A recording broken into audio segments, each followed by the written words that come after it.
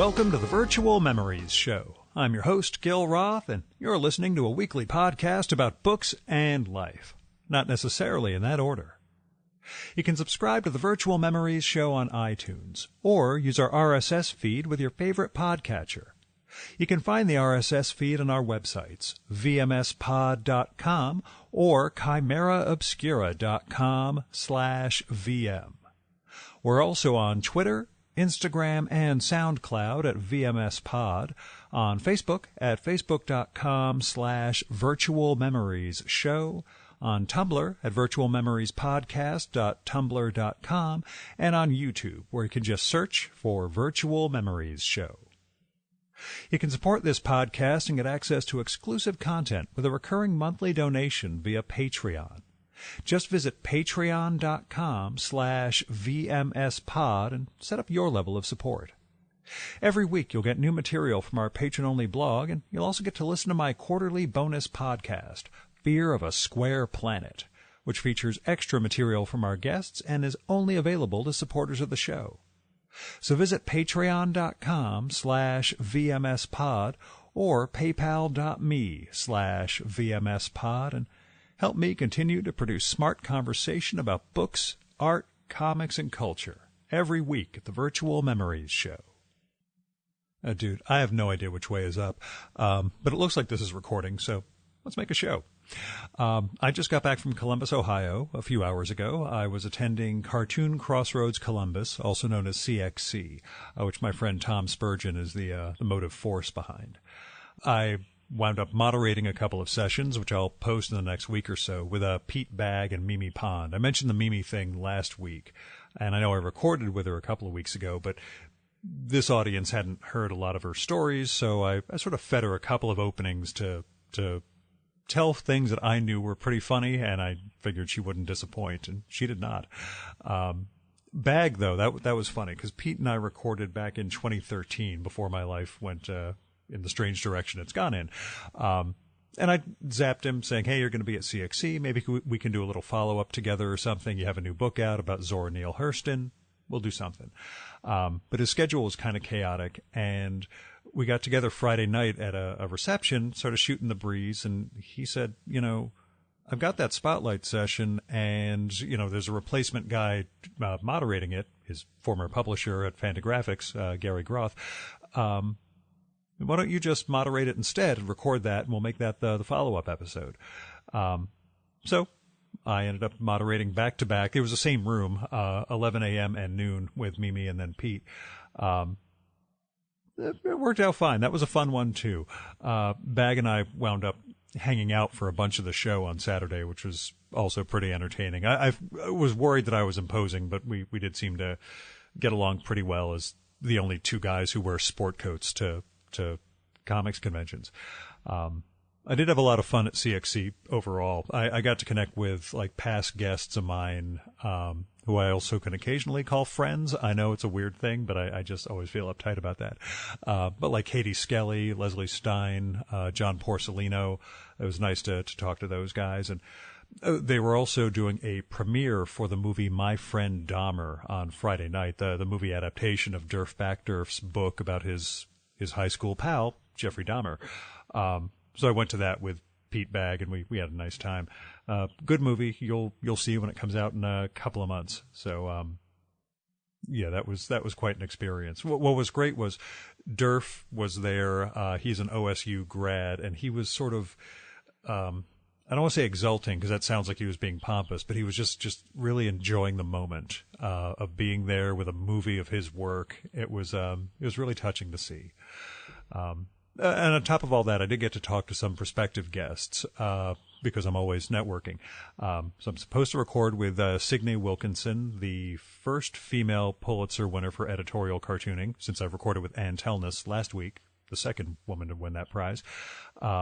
Plus Evan Dorkin and Kyle Baker, who are cartoonists whose work I've adored since I was a teenager. Had nice conversations with both of them. Supposed to get together at some point. They're both New Yorkish guys, so we'll do something. But hey, I did all that, and I still split at 7 a.m. on Sunday morning because I'm crazy.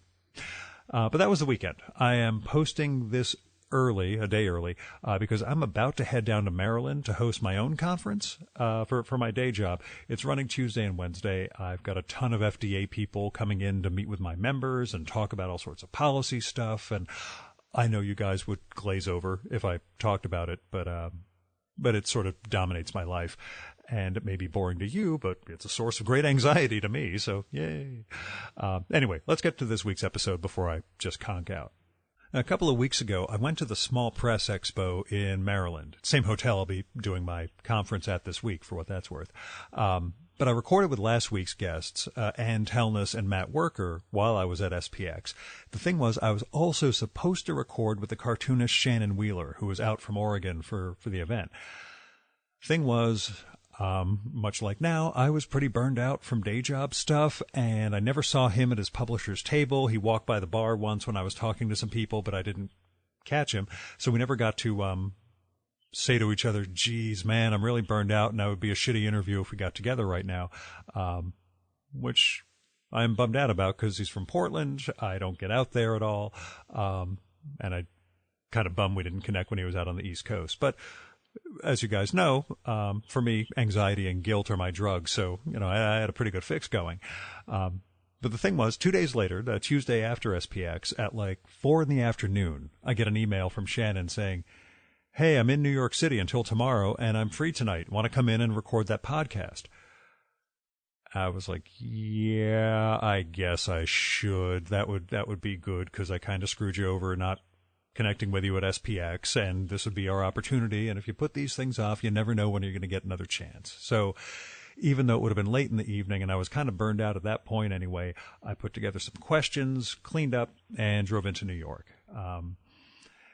And then Shannon was late. He was, I think, teaching over at Pratt and got stuck because of the security for the UN General Assembly stuff that was going on. So we got started really, really late.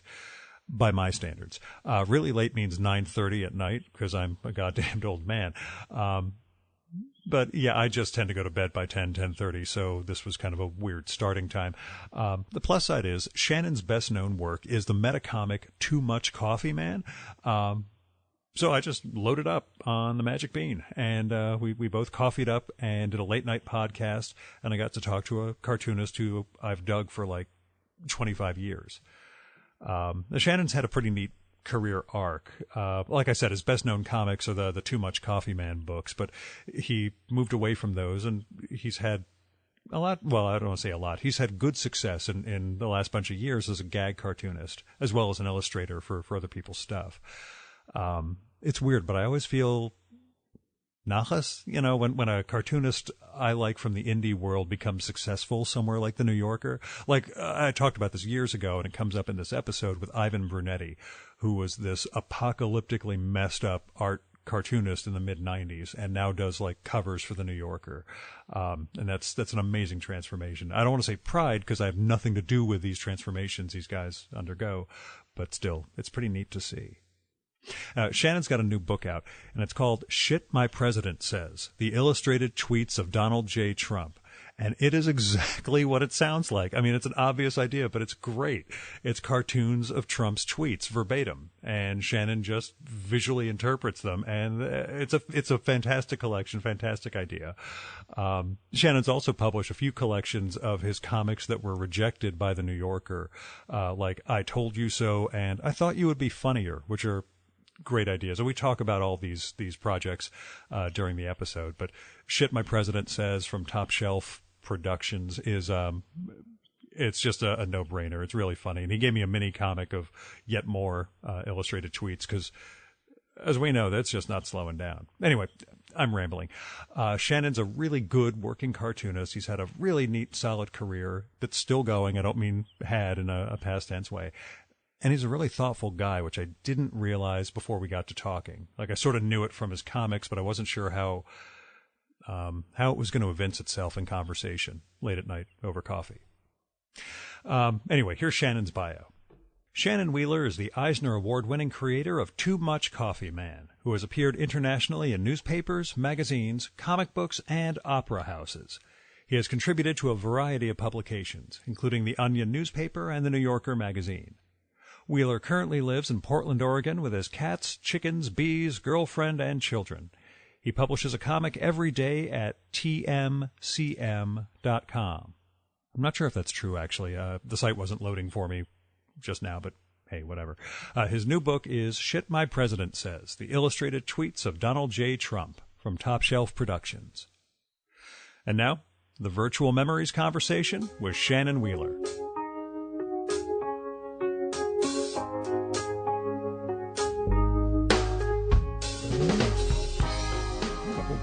Stuff. Not having enough time to sit down and really research, it'll be more fun and improv-like. But as everybody said, Shannon can talk. I guess that's a good thing. Yeah, no, they meant it in a good way. That's What comics did you read as a kid? Holy crap. I think Where Monsters Dwell was the first one that I really liked. And those reprints from Marvel from the 70s, or I know they weren't reprints then, but yeah, they were. Okay, they were maybe. Yeah, it was like but I loved horror monster movies, and so when I came across the comics, it was a natural. And then the comics didn't have the same mummy stories, so it was this whole new the continuity, world. And the mummy kept going on and on. Yeah, it's like, wow, there's this whole world, and then all the weird things about it was like Twilight Zone episodes where the alien comes and, the alien can beat everybody at everything. And then it's like, okay, we're going to have a sleep contest. And I can sleep for 1,000 years. And so he goes to Crag. I think it was Crag. But that pulled me in. And then my neighbors. Yeah, so it must have been second grade, first grade, sometime like that. My favorite thing is monsters. Is that Oh yeah, I just picked that book up. And then when I got into it, I remember, buying old comic like X-Men. I got my grandma to give me $25 to buy X-Men #1, which she freaked out about. She's like, one comic book? One comic, $25. See, just a little bit younger than you. So with me, it was the new X-Men. It was number 94. That was the big, Oh, yeah. You had to get a hold of it and never could. Now we live in an age of reprints where everything is available at all times. Yeah, which is great because I can still go buy these old comics that I like. So yeah. Something about the old newsprint smell. That's smell is great. When did you know you were going to become a cartoonist? Which I know is kind of a conventional, weird question. It's not the way I normally do these things, but it's something I'm sort of curious about with you in terms of when did you realize this is the thing you wanted to do? When I was a kid, it was reading it in the newspaper. Before I knew how to read, I would read the pictures, and it just was magic. And there was this one cartoon, I think it was Wizard of Id or something, and there was this snake looking at a dot in the ground, and the dot got bigger and bigger. And the last panel the dot was a shadow, and something like a boulder or something had hit him. And the last panel was the punchline. And it just blew my mind that it was like this magic trick. And I just felt like, wow, if I could figure out how to do this magic, that would just be an awesome superpower. Did you figure it out? No, I mean, it's always, it's still a matter of discovery where every time I sit down and think like, how does this work? And why does it work? And how do it's your brain filling in these gaps. And how does your brain do that? And what did you get better at? I mean, your work has had a couple of distinct phases in terms of cartooning. I don't know if you want to sort of characterize what they are and sort of how you shifted from one to the other, which is a way of saying did you get out of making Too Much Coffee Man and become the artist you are now? Well, there was a whole phase before Too Much Coffee Man even, because I was cartooning at the Daily Texan, first at the Daily Californian, doing strip comics. And then I did all these really terrible comics about, I don't know, like, they were just sort of autobiographical. And then going to the Texan, it was kind of more of the same, puns and silliness. And that's actually Chris Ware was cartooning, and Robert Rodriguez and, Tom King and Walt Holcomb, Jeanette Moreno, but a bunch of other people, like everybody was just A-list. Yeah. And that's where I was like, you felt like an abject failure at the time, or did you grow to feel like an abject failure? I'm just kidding. Yeah, I mean, there was a little bit, it was like I've got to up my game. And so I was using technical pens, and they were saying, oh no, you've got to use either brushes or a Hunt 108, like a flexible nib pen. And so I had to reteach myself how to draw. But just to see what they were doing artistically, it was just like, I got to step up on this. Because it's frequently what we describe as the Ware effect. You know, after he gets out of college and all of a sudden explodes on the scene, and cartoonists who were pretty big in the 80s were looking around, you know, our alt indie guys were looking around thinking, holy crap, same thing. I've got to up my game. Except he was there cartooning with it. I mean, like we hung out with him. Yeah, he would, yeah, like, that's the come weird out thing that you're seeing him as he's growing, and he's already at that, you know. And with him, it's like, yeah, he's pretty good. I mean, that's how arrogant we all were at that time. It's like, yeah, he's better than us. Pretty good. Nothing like being 20. Right.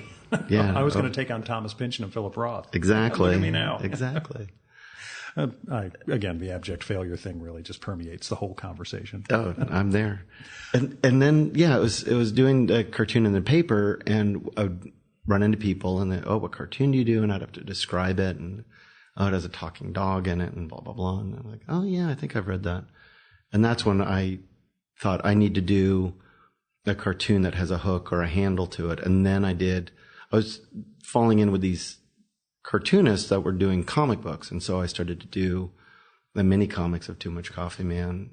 And there was a bookstore, and they hired me to do some ads. So I did Too Much Coffee Man ads for them, Europa Books, and then started doing the mini comics. And then a friend of mine, he moved into this house that had a printing press in it. So we just thought, yeah, let's start printing our own comic books. We could put on a show. Yeah, exactly. It was that same, like, this'll be easy. And there was 4 of us that had our little jab comic books. And so we'd all wanted to do this anthology. And each of us would do a different comic. And some of us, like Aubrey, was really good at business and knew distributors. And Ashley was just a production horse. And Martin Thomas was a colorist and knew the art well. I don't know what I did, but I was there. Coffee. Yeah, I was the one that lasted. It's always a weird thing like that. And why did he manage to hit when it's Survivor's Guild? But yeah, I suppose so. And we did shoot one of the comics. Our sales were dropping. Like, we put out the first comic and it sold pretty good. Then the second comic, it drops. And we thought, okay, we need to up our sales or we can't do this. And so we need a gimmick. And that's when we shot the comic with a gun. So. Now, I remember that it was a Too Much Coffee Man. It was a jab. Did you do that also? Was there a Too Much Coffee Man with the same gimmick, or just the anthology? Okay, because that's what I was trying to remember. Yeah. Because I remember when I was in grad school, I guess this was like mid-90s? 94? 95? 93, 92. Okay, so I was still in college. But yeah I remember the issue was composed, or your story was composed around this bullet smashing things as it went through right in the middle of every page. Because one of the weird things, I guess not weird things, one of the neat things about reading the giant recent omnibus of all your work is how the early stories all harken back to like the crazy shit that was going on in the comics world at the time. You had Death of Superman, the cover gimmicks, the bullet, things like that. All these things are informed by an era that's thankfully completely gone. Yes. A lot of it was very reactionary. The bullet hole, though, that one holds up, I think. But oh, yeah. No, don't get me wrong. I think that's an awesome idea. We called it the stupidest gimmick ever. Someone will always come up with something stupider. That was pretty dumb. Yeah. And then and even that, which we all had to talk about, like, is this, who's going to sue us because somebody will try to imitate it and then shoot themselves? Oh, the retailers. Because you're in the Butthead era when they did the fireworks in the bowling ball. Well, Mike was there around there too. He'd come to over at my house a few times at some of my parties. So you grew up in Berkeley and went to school in Austin? No, I grew up in Berkeley, went to school at Berkeley, and then graduated and didn't know what to do with myself. So you wanted to go somewhere. So I just moved to Austin and pretended that I was still going to school. So I just went to the newspaper office and hung out there until I'm still a student. Yeah. They never asked. I never lied, but they never asked. So which one was at the time more progressive, we'll say? Oh, I assume don't Berkeley, know. Pins it all the way to the left. But, I've never been to Austin. I don't know what it was like in the 90s especially. I mean, Berkeley was great, and it was very free speech oriented and all that stuff. But liberals are some of the most conservative people that I've ever met. When you go the farther left, you end up arcing to the farther. Yeah. And so Texas did have, there was a lot of free speech. It was just like, we were very free to do and say anything and do stupid things and, shoot a comic with a gun. Yeah. And, again, Texas. Yeah. So that makes sense now. Yeah, but that never would have played in Berkeley. I could not. There's no field. And then it's we shot the first 1,000 out, and all our friends would come. We'd drink beer, shoot comics, and then the last 4,000. Then we did another one, shot another 500, and then started to rain a bunch, and nobody wanted to do it anymore because kind of the novelty had worn off. But my printer said, "Oh, just come to my house. You can do it in my garage." And I was like, really? And he's like, yeah, it's just a 22. It's a little pop gun. It's not a big deal. That would not have happened in Berkeley. True. Was it a weird culture shift for you? No, I'd grown up, a lot of my family is from Texas. Mm-hmm. And so I would spend summers going to Texas. And in Texas, I was always an apologist for California. And in California, I was always an apologist for Texas. Yeah. So there's this weird bi-coastal or, third coast is Texas, but a cultural shift where I do feel like I have a strong foot in each place. You studied architecture at Berkeley? Yeah. Does it have an influence, or had it had an influence on you, not artistically, but in terms of storytelling? In terms of trying to structure things? Yeah, especially if you look at the earlier Too Much Coffee Man stuff. Yeah. And I've done one or two stories where I talk about the architecture stuff. And I was really influenced by the deconstructivist. I was coming into architecture just as postmodernism was dying. And I started seeing deconstructivist, and that's where you take something and pull it apart so you see how it works. And that's what Frank Gehry does that. And in his early work, he would take the skin off of a building so you could see the framework, see the skin, see the window, and then sort of shift things around. And that, when I did Too Much Coffee Man #1, I thought, okay, here's the comic that is going to be successful for me, but it's going to get boring for me if, everybody's telling me, oh, just do coffee humor. And I felt, no, I would go crazy. So that's why I broke those comics into 3 stories, where I had Too Much Coffee Man as a character, the person who's drawing Too Much Coffee Man, and the person that's reading Too Much Coffee Man. And then I'd pick a theme like love or death, and then I would have that theme echo through those 3 stories for that issue, which is deconstructivist, is what I... Do you look back and think I was too goddamn smart for my own good? Or do you like the, building out stories like that? No, I loved it. I still look at it and I think, wow, that was clever. And yeah, sometimes it's too clever, I guess. It was frustrating that I was frustrated that people weren't reading it and going, oh wow, this is not a comic about Too Much Coffee Man. It's not this is a deconstructivist story where I'm really breaking it apart. And I didn't feel like I had recognition for that. And so I got frustrated. I was like, screw it. I'll just do other stuff. Like shoot a... That was earlier, but yeah. Did your family lament the fact that you didn't go into architecture? Or? No. Okay. No. Growing up, I was reading Garfield, and I loved Garfield a lot. And then I stumbled across Fat Freddy's Cat book, and then I started reading the Freak Brothers stuff. And this is when I was 8 or 9 or something. But the Fat Freddy Cat, his complete disregard for structure, where you just did not know what was going to happen next, and it still made sense, but it was just it blew my mind. And that was a real turning point in comics for me, and how I wanted, oh, you need to not think about it from the inside, but you need to make it good, you need to step back and just kind of mess with the structure of how you're doing it.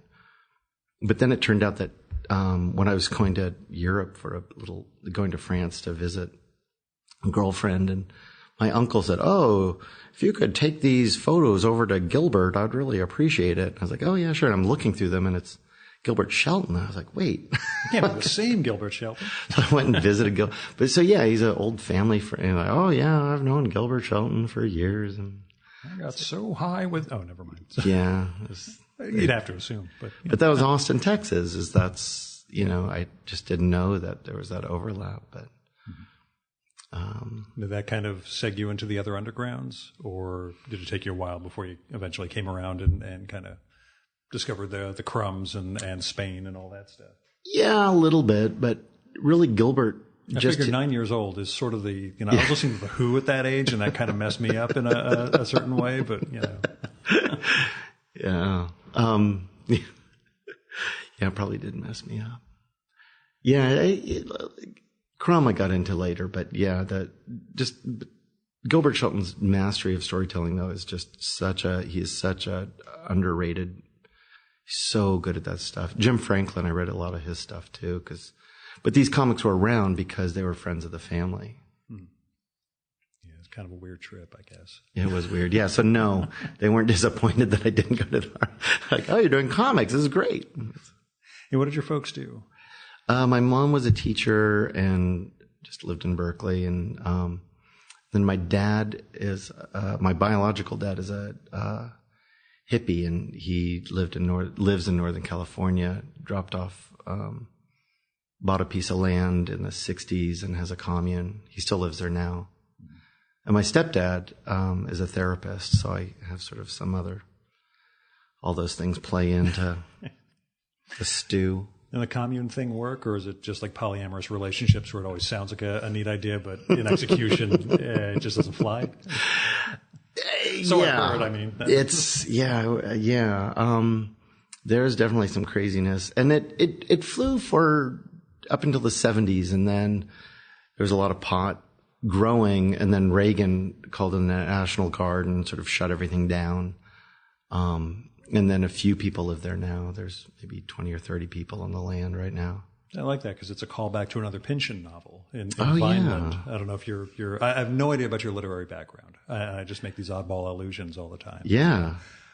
But yeah, that was his novel after a long absence that turned out to be all about weed growers in Northern California. I'd forgotten about that. I reread it a few years ago. I just kind of had this weird thing. I hated it when I first read that book when I was young, but I thought, maybe there's something there that I missed because I was 20 or so. And there sort of is, but it's still.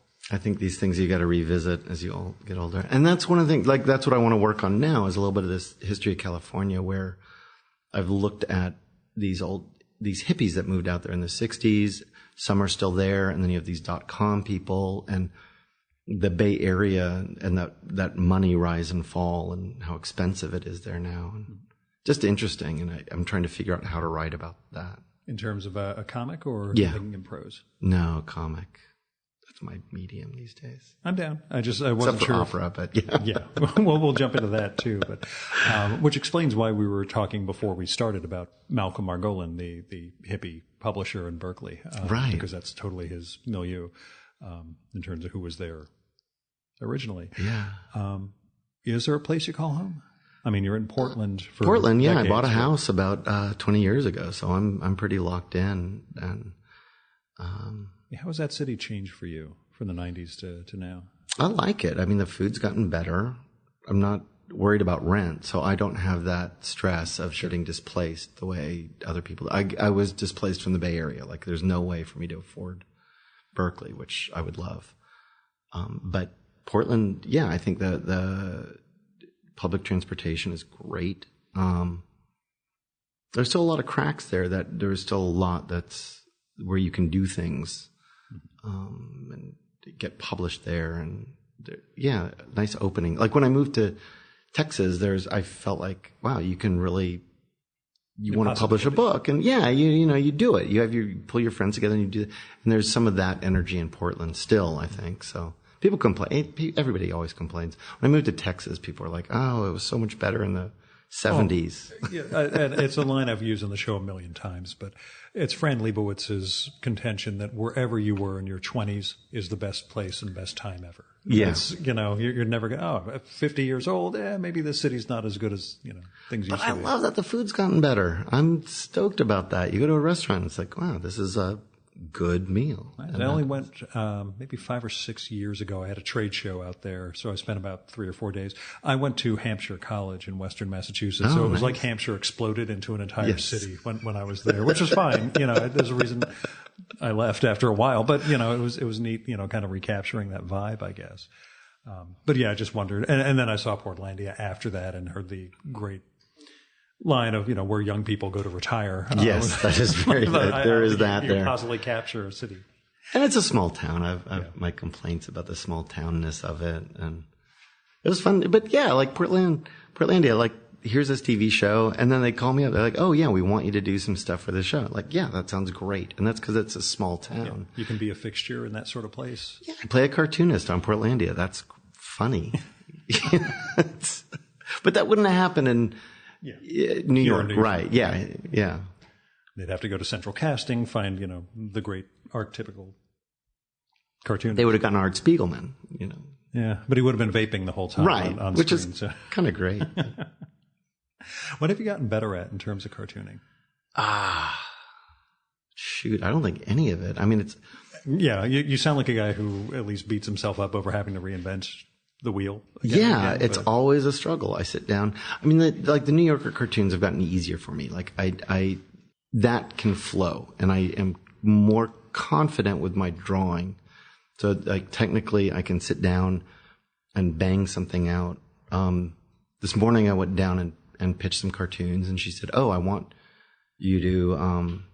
I like this cartoon, but he should be sitting with his legs spread more, like man spreading without because he's taking up the bench seats." So I just go to the bar, sit down, and I don't have a pencil even. I usually have a light table and I'll pencil it. And I just thought, okay, I can go home and do this and email it. And I thought, no, I sit down and look at the drawing that I'd done before and then just straight ink, do that same exact drawing and reproduce it except now with his legs spread. And I was like, Mom, that's pretty good. Like it was, like without pencils, without a light table, I just jumped in and then brought it back to her and said, yeah, here you go. It's done. Should I mention another change?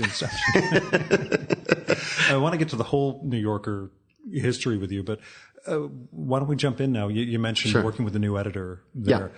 Yeah. If you can talk about it comfortably, if not, we'll zap this whole section. How has the tone changed from working with Mankoff to the new editor? I'm forgetting her name. I apologize. Emma Allen. I was going to say Emily something. I was blending the two. So.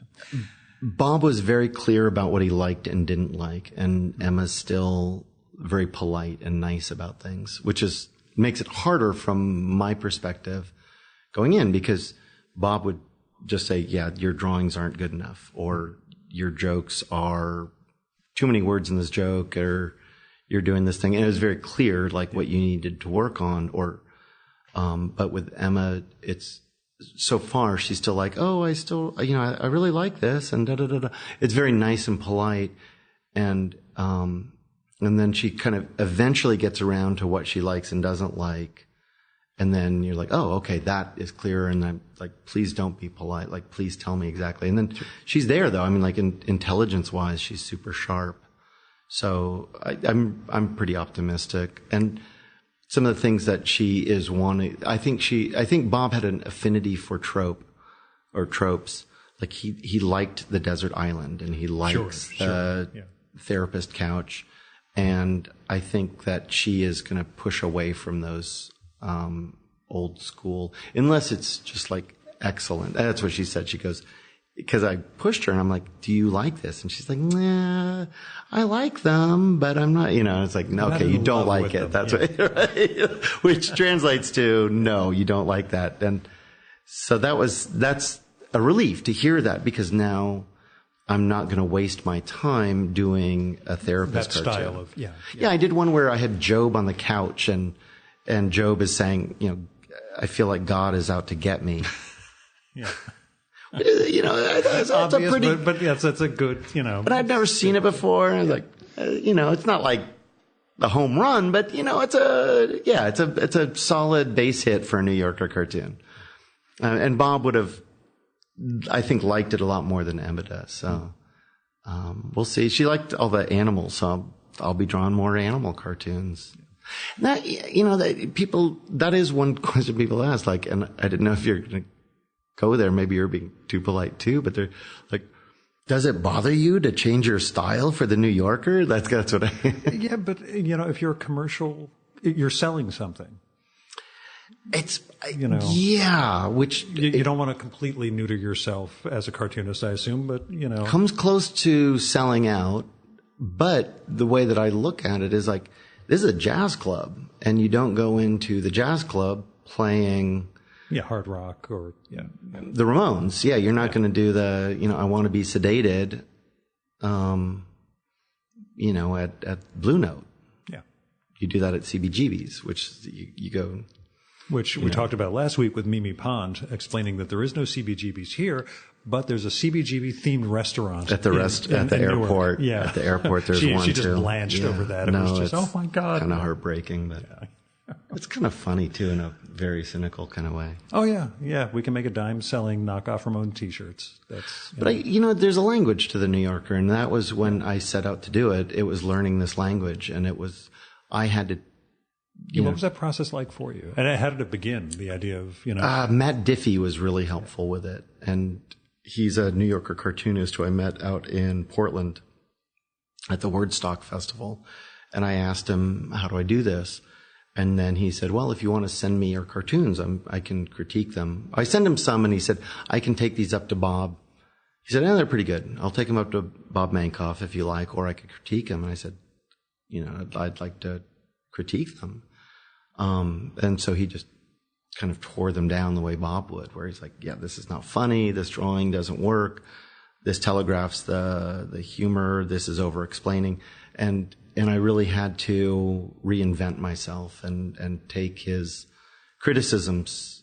Either I had to take his criticisms to heart or reject them. But I figured, here's this guy who knows this language, and he's willing to teach me, and I need to be open to it if I want to go there.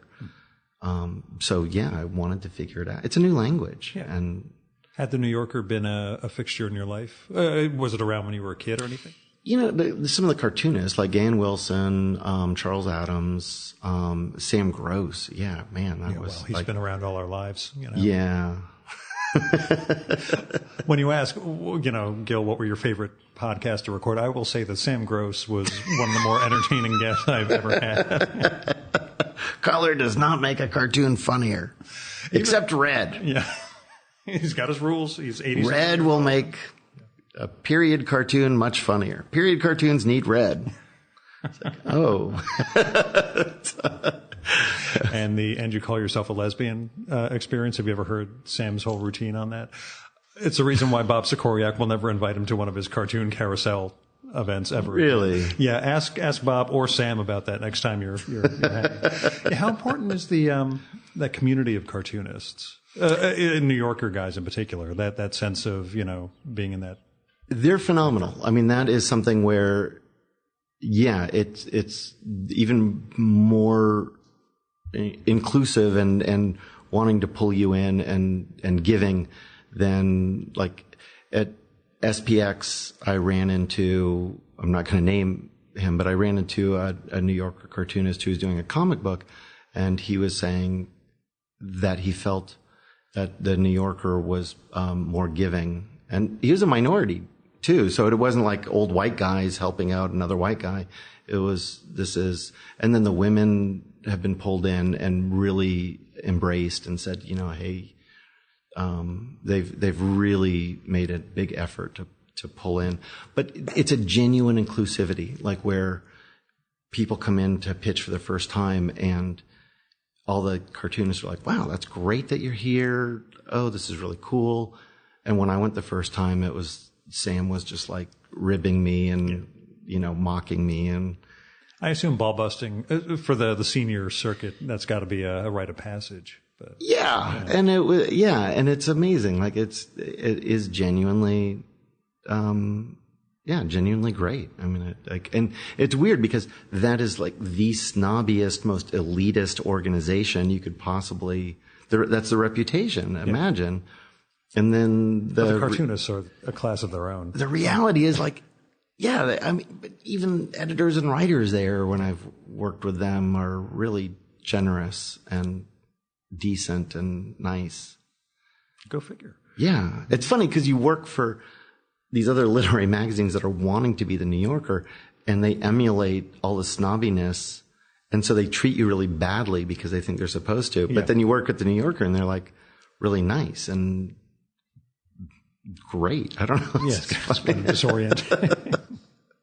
And that's cool. Yeah, I'd wondered, because Bob Eckstein has talked about the lunches down in Chinatown on Look Day, just hanging out with a bunch of cartoonists and sitting around and everybody's, again, busting. He keeps thinking I'm funny. He's like, no, you got to come in sometime and sit with me and Sam and everybody. I'm like, I have a feeling they're going to realize I'm the mark. I'm not the funny guy here. So, No, but people, when cartoons are shared, the cartoonists go through and they're like, oh, that's pretty good. I mean, these are genuinely funny, amazing cartoons, but they're reading like Sam Gross's cartoons or something, somebody that's an A-level cartoonist, but nobody's like outwardly trying to laugh at each other's stuff. It's like, oh, that's funny. Yeah, you got that one. Yeah. Do you have a practice like Sam in terms of I think his thing is the Mondays sitting around tripping, his term for it, and then, Tuesdays drawing up all of those gags that he thinks of.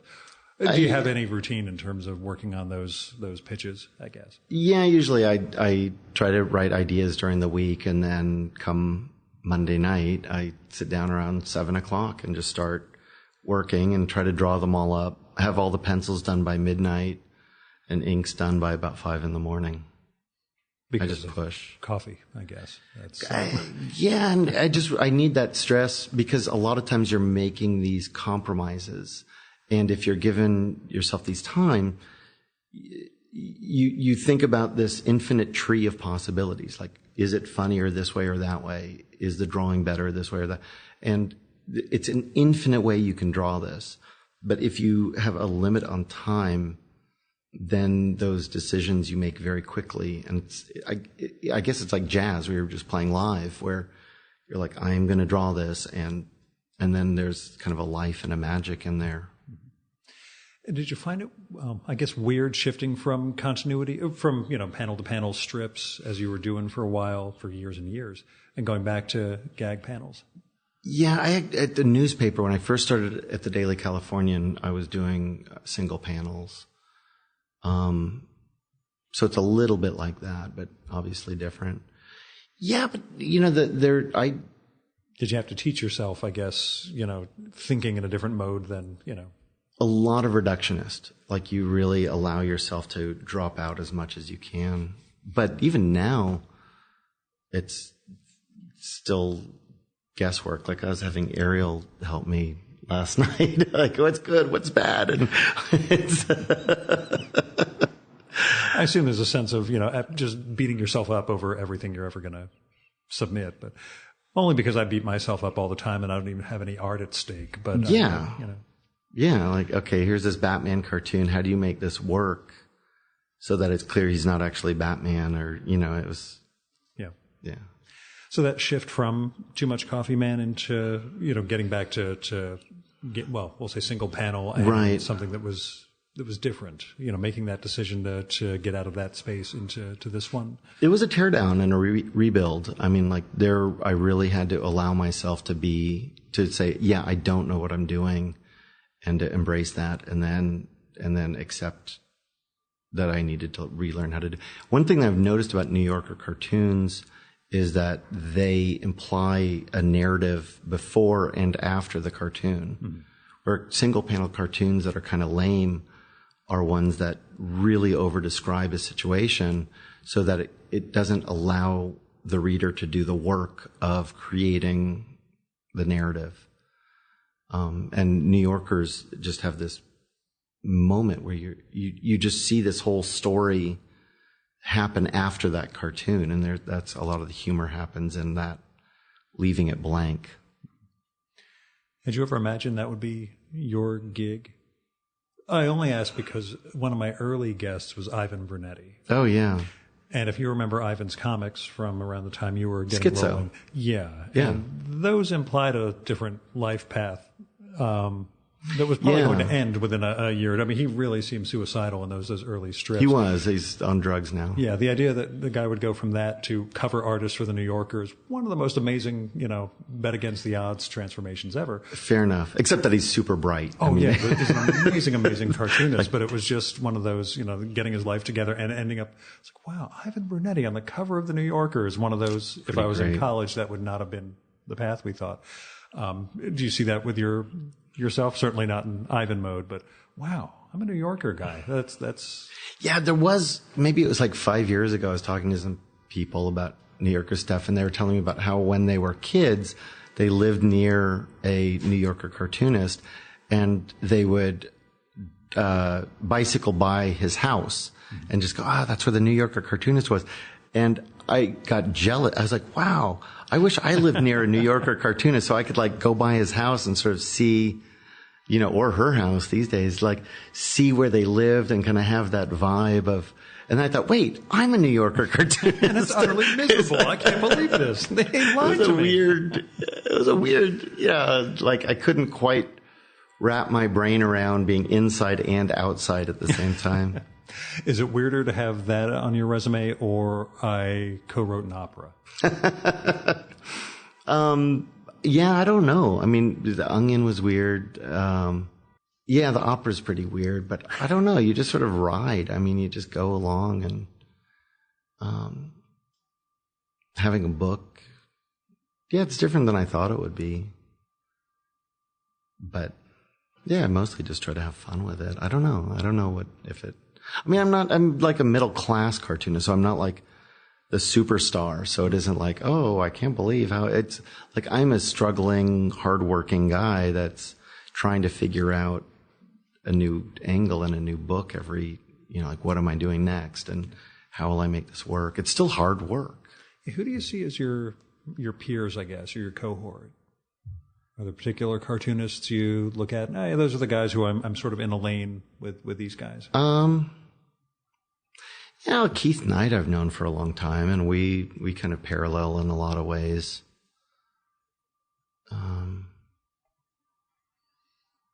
We caught up for a little while at SPX, but we had the kids there, so they were busy being adorable and winning everybody's hearts. But yeah, Kieran Dwyer, but he doesn't really do comics so much. I mean, he was more of a mainstream guy, but I've known him for a long time. I just wasn't sure if there's like we were talking about before we started with like the the Hernandezes and Klaus and all those guys being in that same sort of group and cohort, but you came a little bit later and geographically from a different zone, and I just didn't know if there was a and some of those. I mean, there's people that I knew like Chris Ware, but then he rockets into superstardom. Or I'm glad you're not putting yourself in. Yeah, it's just me and Chris Ware are the only two guys out there. No, like I said, I feel very, middle class in this, which is a hard place to be in some ways. But I really, I mean, it's hard work, but I really like it. I don't need to be a superstar, and I like where I am, and I have some freedom there that I really appreciate. And you have a new book. Yeah, the Trump book. Yeah, Dish. Yeah. Was there a race to get it out ahead of other Trump books, or you just had this, the materials there? It's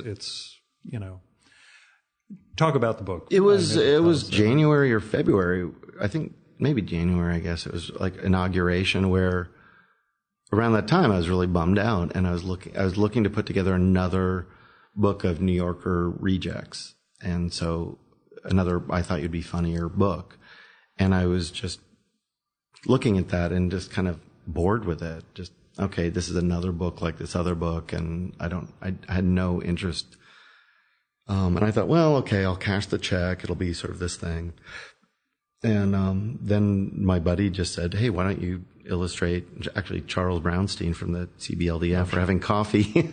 And he said, yeah, I think it was to shut me up. He said, why don't you just illustrate Trump's tweets? And I was like, yeah, that's great. And I still don't know if he was entirely serious or if he was just trying to get me to shut up, complaining. I did. And with that, it was like, I look at it, I was like, oh, this really works. Like, this is funny. I'm excited about it. And it's like Color of Money or something. It's like he's back. Like I was charged up and wanting to do this book, and I just loved it. I was like, and I was just banging them out every day, 5 or 6 tweets, going through, reading all these tweets and figuring out ones that would work as cartoons and how to make a narrative. And it was a puzzle to figure. It's like the New Yorker. That was a puzzle. Again, this sounds like the architecture thing kind of informs, the whole undergirding for you in terms of just, or whatever drove you into architecture, I guess, which we should go back and figure out. Sure. Not that this is a therapy thing. No, it's architecture. Yeah, I wanted to go into art, but it was just, art was so boring. And architecture and what you ended up doing was much more about understanding what lies underneath. It was what's underneath, but it was also hard. I mean, I had to, in order to keep up with the people around me, they were better than I was. So I had to work hard, which is, in art, it was just like, people were just kind of coasting, and I could. Goofy self-expression versus. Yeah, I could bullshit and get away with it. Like, oh, okay, like, here's some crap. And it's like, oh, you have your little critique. And tampon in a teacup, as Dan Clowes put it in Art School Confidential. Right. Still one of my favorite strips. Terrible movie, but great strip. So that was a good comic, yeah. But that's what drove me into architecture. Is like, this is a challenge. Work, but it was still artistic, but it required real technical. Yeah, it was very artistic, and then I found ways and classes and teachers that were that leaned on the art side, and so I could really do these things. And everybody around me was excited and working hard, and it was just electric, to be in there at 2 a.m. That's I remember the architecture students when I was I did one semester at Tulane before going to hippie trippy college in Western Mass, and it was the architecture kids who were 2 a.m, cutting foam and making all the models and stuff. I was in the art building. I looked out, and all the lights were on in the architecture building. I was like, ooh, that's where I want to be. Because nobody was in the art building. Yeah. Now, how do you characterize your politics? I mean, I'm assuming left. I'm a lefty. Berkeley to totally Austin lefty. And all that. Yeah. Did they really inform your work prior to our current political situation? I don't know. And by left, it's not even like, it's more like anti-establishment, and that's more like Mad Magazine and anti-hierarchy. It's also East Bay, where it's anti-celebrity, cult of personality, where I just don't like that. Yeah. So it's not like I'm super pro-left. It's more, which I tend to be, but it is more like, hey, let's look at these hierarchies that I think are, unjust, or corporation that I feel is amoral. And the desire to make a lot of money, I find kind of repugnant as well. So that's probably, it's probably growing up in the Bay Area with punk rockers and such. You did an environmental comic, kind of. Yes. Oil and Water. Yeah. With Fantagraphics. And that was with a writer. You were Steve Dean, just the artist. What was that experience like? And what led you to take on that sort of project? It was just an opportunity. It was another one of those things where I was just sort of bored, and then all of a sudden get a call. Hey, do you want to go down to New Orleans with this group of people and maybe have a book come out of it? Sure. And then, and then it was just this opportunity to sort of do something new that I hadn't done before, and it was a challenge. And working with Steve was a challenge because I definitely hadn't done a graphic novel in that sense before. And I hadn't worked with a writer for that big of a project before. So was it difficult in terms of, what was it, what were the challenges, I guess? Yeah, at the beginning, figuring out how we were going to work together, that was difficult. And he'd never written a comic book, so he was figuring out, okay, how do we pace this? How do we do this? But he has read a lot of comics, so he had all these theories and ideas.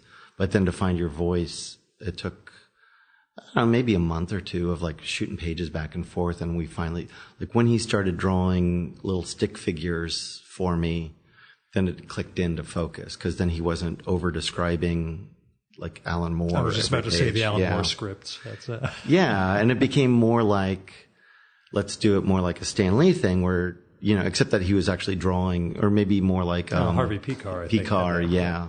And he would always these drawings. It's like, no, that makes stick figures are too crude. It makes it so easy. I mean, like that made it, and I could change angles or do stuff, but I got a sense of what he was going after and the timing, and then definitely around halfway in, we found a pace and we found a rhythm that was really, where we were just really cruising and worked well together. And we still, like each other and hang out. We're talking about doing a new version where we bring in some more science to the book and have these kind of chapter breaks where we actually talk about the devastation and the recovery and three-eyed fish and all the other weird shit that's showing up in the Gulf. Yeah.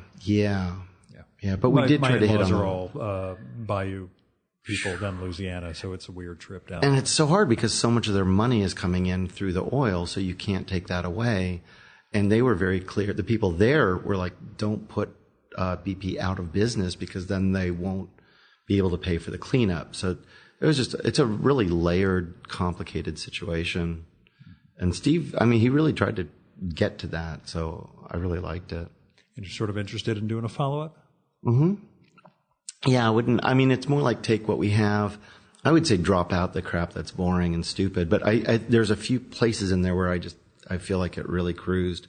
Where when we were focusing on the people there and telling their stories, that I really, really liked. And so, yeah, I would like to have it be just to drop out the narrative that we were trying to use as a structure.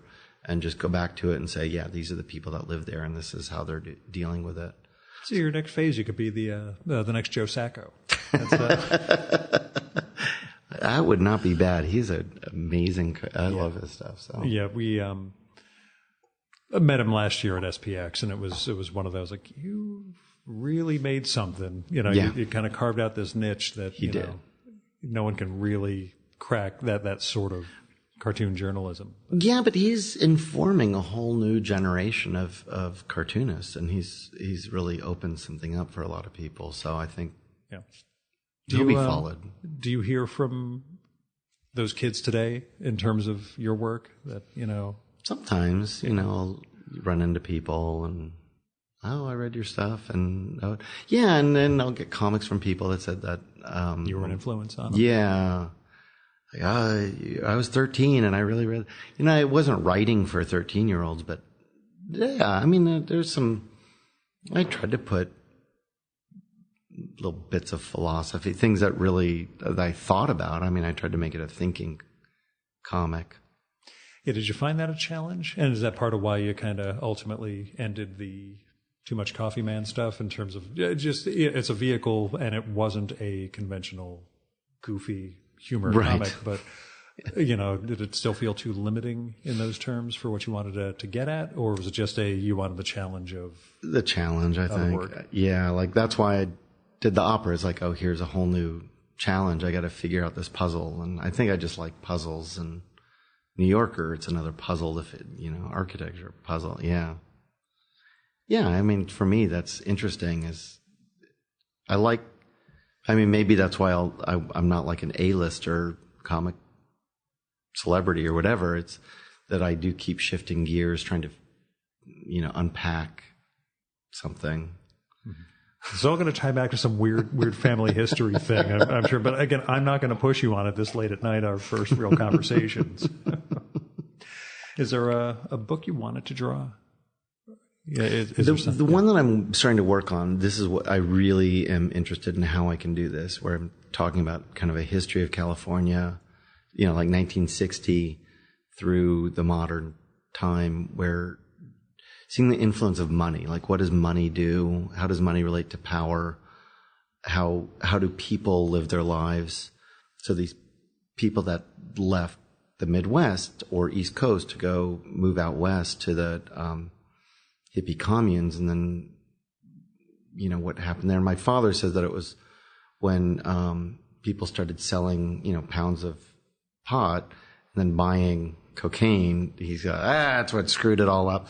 So But that pattern is kind of this interesting repeating motif where this money comes in, and same with the .com, where there's this kind of explosion, and now the land itself is worth millions of dollars, and there's this new level of corruption that kind of hits to mess up the old hippies that are still there. You know, they'll sell their house that they bought for $20,000. They'll sell it for, $1.5 million and move to Arkansas. So that house is now getting bought by a young urban professional. And it's just another shift, and it's just interesting. I haven't quite worked out a story or a way of telling it. Yeah. And do you feel you're sort of, I'm realizing now the comp or parallel for you, Durf, who also saw that his existing comics milieu was not going to survive, quits, and goes into doing long form books. Yeah. A different thing than you leaving a well, no, I mean, like, I looked at the structure that he used in My Friend Dahmer, and I really like that because it has narrative, and then it breaks the narrative to do explications, sort of. Yeah, like when he talks about Dahmer, it's not about Dahmer, but it's about the system, like the education system that really failed repeatedly, and that had to do with the economics of the time and the drug use of the time, and so he ended up blaming the people around Dahmer for Dahmer, which I really like.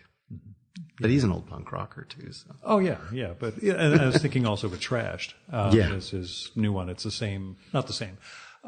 He breaks into the hey, this is how much garbage we're producing as a culture, and it's really horrifying. Yeah. But also he's the guy who decided to get out of alt weeklies, et cetera, because he saw which way the wind was blowing, which is really the depressing aspect of the more cartoonists I record with. Just that sense of making a living from doing this. It's always hard, though. I mean, I think it's always the worst. Like when I put out my first comic book, everybody was saying, "Oh, this is the worst time ever." More comics are being released this month than ever in the whole history of the universe, and it's like this is the worst time possible. And it's like, well, either I do it now or I never do it. So I did it, and it was it's fine. I sold a few comics, and it's always the worst time. Hey man, everybody's got a podcast. But, always doomsday. Yeah. Have you ever taught? Yeah, I'm teaching now, actually, at PSU. I do a class just a couple days a week. It's perfect. Go in, tell kids they don't know what they're doing. And just, is it panel to panel?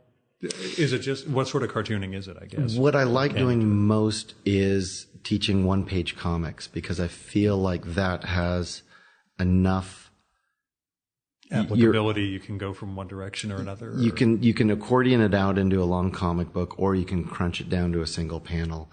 And I can sneak in, hey, we're going to work on single panels today. What's the narrative of this panel? And now we're going to do a single page, and we'll do a journalist comic. We'll do an autobio comic. We'll do a little genre thing with a superhero. Did you have to develop a curriculum for that? Yeah. And how tough was that? Brunetti's book I used a bunch. Yeah. There's a lot of little how-to books. So I have all these exercises. It was fun, It's like, and then get one page comic done a week, and then we'll talk about it. I like it. And the tougher question: do you wish this was around when you were coming up? No, I would not have. No. Yeah. I mean, it is weird to be teaching it. And I think oh, I'm going to get fired. There's one, we did a how-to comic, and this one goth girl is putting up her comic, and it's, bathtub and candles, and then she, cuts her wrist, and then she's giving, we're doing a little critique thing, and she's like, well, I did this because if I killed myself, this is how I would do it. And the whole class is kind of silent. We're all tense. And, me being smart ass. Yeah, I said, well, really, just be sure to go along the vein, not across it. And the whole class, because everybody's so sensitive to each other. But I thought, if she's going to throw down, man, I'm in. Like, I'll, I don't have filters. Yeah. And then I realized, like, as it was coming out of my mouth, I thought, yeah, this could get me fired. And I'm a teacher and not a student. I better watch this. Yeah. Well, along the vein. And then there's along the tracks, not across the tracks. That's that. One of the things that seems to separate you from a lot of the other cartoonists of your era, licensing your stuff. Oh, yeah. Which, I'm all for. Again, we talked about that idea of selling out, as though, making comics for a particular venue is not selling out, it's selling your work. Right. How did you hit on licensing as a sort of revenue source for your work, and what do other cartoonists either do right or wrong in that same vein? Well, times have changed on that. I mean, like, I guess right now people are doing those little Cloisier pins, but yeah, early on I just wanted to. I mean, it wasn't like, oh, here's a way to make money. It was more like, this is funny and I like it. And when I started doing the Too Much Coffee Man stuff, it was kind of heartbreaking that people weren't reading it as a comic book. They were like, oh, I love that character. And I thought of him too, in part, when I did it as a promotion for a collection of the college strips. And I had a little mini comic of Too Much Coffee Man that I was selling for $0.25. And then the book was $5. People would come up and buy the mini comic. And I said, this is the same stuff. It's just different, it's the same humor, same ideas in this mini comic as in this book. And because they'd come back and they say, do you have more Too Much Coffee Man? I think, no, but it's the same. It's a shitty concept. I don't like it. Yeah, that's. and they were like, well, tell me when I'll buy a Too Much Coffee Man book for $5. And I thought, okay, I can fight windmills, or I can go up the down escalator, or I can just roll with this. So I just rolled with it. But every time I did a product, it was something that I wanted to have myself. So the coffee mugs, I like coffee mugs. It's a byproduct that you were selling it to other people. You really wanted to. Yeah, the T-shirts, I wear T-shirts. I did a commercial for Converse tennis shoes. I like Converse tennis shoes. There's obviously there are a lot of offers that I turned down. All the coffee stuff, I was like, no, I don't want to do that. Mm-hmm. Do you ever think about what you would do if you were just starting out nowadays? When you look at the students that you have, Yeah. You said you wish you don't wish you had a class like that when you were young, but do you think about what sort of work or what you would have gone into? Oh, good question. Not that I want you to, reevaluate your entire life or anything. Yeah. But, I mean, I'm just astounded at how easy it is to make these mini comics now. So I guess I would just, making mini comics would be one thing that I would do. I would just work harder, I think, in retrospect. It's like, stop farting around so much and just put pen to paper more.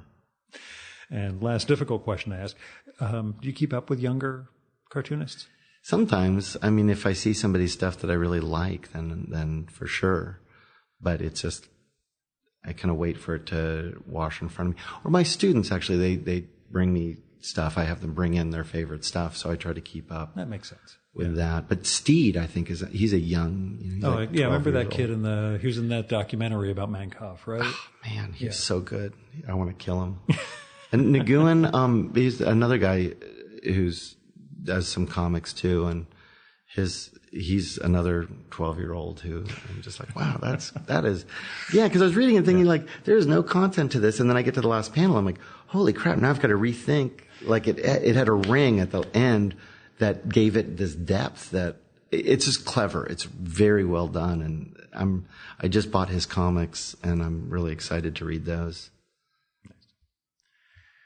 And no, I shouldn't ask. Never mind. No, go ahead. No, it's just the weird. You'd have to start naming names of people you currently dig. Like guys from your age and beyond. But right. Anyone you don't mention is probably going to be peeved. I guess so. Yeah. Was there a guy who played Too Much Coffee Man at events in the 90s? And if so, like, what happened to him? Tom Spurgeon asked me that one. He's like, I'm pretty sure there was actually a guy who was Too Much Coffee Man. Yes. He was a fan, Kirk Haugen. He just showed up as a fan in San Jose, I think at the first Ape. And I was horrified. I was like, oh crap, this is like one of those, I'm your biggest fan. And then the San Jose Mercury News, on the front page of their arts section, there's a photo of him and me, and we led the article. So then I said, oh, I'm in for it now. Yeah. So I was like, hey, can you come to San Diego? I'll buy your ticket. So I saw, this is, so he improved his costume and I flew him out. And, so I just started paying him to be Too Much Coffee Man, but he was just a fan that had done it. Proto cosplay. But I saw that it got us the front page of the paper, and I was like, this is great. And did he suffer any harrowing fate over the years, or you just kind of drifted apart? No, he started off kind of overweight, and then too much coffee, and he started, he started losing weight. So he started trimming up, and then he started putting more and more pillows in. And then he got a girlfriend, and that'll do it. Yeah, no, it was great. No, and he said that I really pulled him out of a funk that he was in his life. He said that, we talked about. He said that I really saved his life, and then his mom came and told me how much she appreciated everything I had done for him. So it was really a positive experience. And, I haven't seen him for a while, but I don't know what he's up to. I think he went into doing some special effects in movies and stuff. In part from the costume that he was and with the costume, like the coffee mug, the mechanics of it are tough. So, the first time he had to use a cinder block or something on his head, and then he started having neck problems to weigh the thing. I don't know. And then he called up the Beach Blanket Babylon people who do those costumes in San Francisco to start figuring out how they build these things. And so he learned slowly over the 3-4 year relationship, how to improve that. So it was neat. It was really positive, It was great. I don't feel like I intentionally helped him, but I'm really glad that he got something really positive out of it. It's one of the few positive comic stories I've had in 5 years of doing the show. So really? It's probably a good place for us to wrap before things get depressing and sad. Shannon, thanks so much for coming on the show. It was my pleasure. Thank you.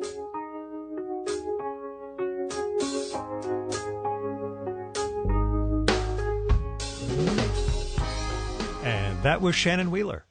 His website is tmcm.com, as in Too Much Coffee Man. But he's also on Twitter as Much Coffee, and he posts a bunch there. It's pretty entertaining. His new book is Shit My President Says, The Illustrated Tweets of Donald J. Trump, from Top Shelf Productions. You should look him up on Amazon or through his site or the Wikipedia page about him and check out all his books, like I Thought You Would Be Funnier and God Is Disappointed in You. There's also the Too Much Coffee Man Omnibus Plus that came out from Dark Horse. It's an enormous doorstop of a collection of his work from that genre. And you can see his cartoons in The New Yorker, where we hope he will keep up with that new editor.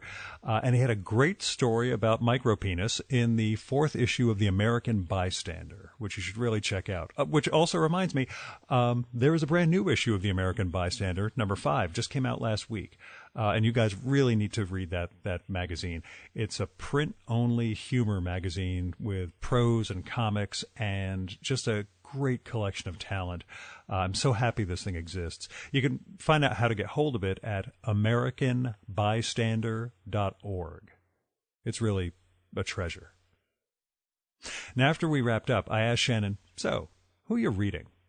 If you want to hear his answer to that, and it's a doozy, you'll need to become a supporter of the Virtual Memories Show so you can get access to our quarterly bonus podcast, Fear of a Square Planet. You can get access by supporting the show at patreon.com/VMSpod or paypal.me/VMSpod. We've got all sorts of goals and goodies in place for patrons, including that podcast, a patron-only blog, handwritten show notes for every episode, which I have to update this year. I do them in 50-episode blocks, which is pretty creepy and weird. It's a whole strange phenomenon. Anyway, I'm also going to do a series of ebooks if I can ever get out from under the day job stuff. So anyway, go to patreon.com/VMSpod and support the art of fine conversation. Now, as I mentioned, I recorded this one in New York City, so that was like $10 for the GW Bridge, $30 for parking up on 96th Street, $6 for the subway, a couple of bucks for coffee and stuff, and then getting home at 1 o'clock in the morning. So if you want to help defray some of the costs of the Virtual Memories show, like web hosting, travel, equipment, or just toss me some money because you think the show is worth it, then visit patreon.com/VMSpod or paypal.me/VMSpod. And you can make a one-time or recurring donation. The special thanks go out to Kevin Katila, John Wendler, Fred Kish, Jonathan Kranz, Stephen Nadler, Wallace Wilde Minozzi, Andrew Mason, Greg Tanner, Garrett Zecker, Craig P. Steffen, and Jack Les Camella for going over and above in their support of the Virtual Memories show. We've got the full list of show supporters at chimeraobscura.com/VM. Our music for this episode is Nothing's Gonna Bring Me Down by David Bayerwald, used with permission from the artist. And that's it for this week's Virtual Memories show. Thanks so much for listening. We'll be back next week either with the Pete Bag and Mimi Pond live sessions from CXC or a conversation with the famed ad man, George Lois. I'm supposed to record with him next weekend. If I really dig that one, maybe I'll post that right away. Either way, tune in. It'll be a surprise.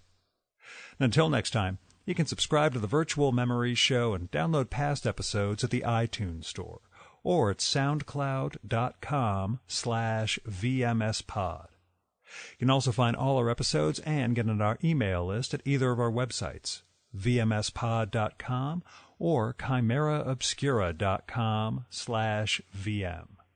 You can also follow the Virtual Memories show on Twitter and Instagram at VMSpod, on Facebook at facebook.com/virtualmemoriesshow, at virtualmemoriespodcast.tumblr.com, if anybody uses Tumblr, and at YouTube by searching for Virtual Memories Show. And if you like this podcast, please go to iTunes, look up the Virtual Memories Show, and leave a rating and review for it while you're there. That'll help us build a bigger audience. Until next time, you've been listening to the Virtual Memories Show. I'm your host, Gil Roth, and you are awesome. Keep it that way.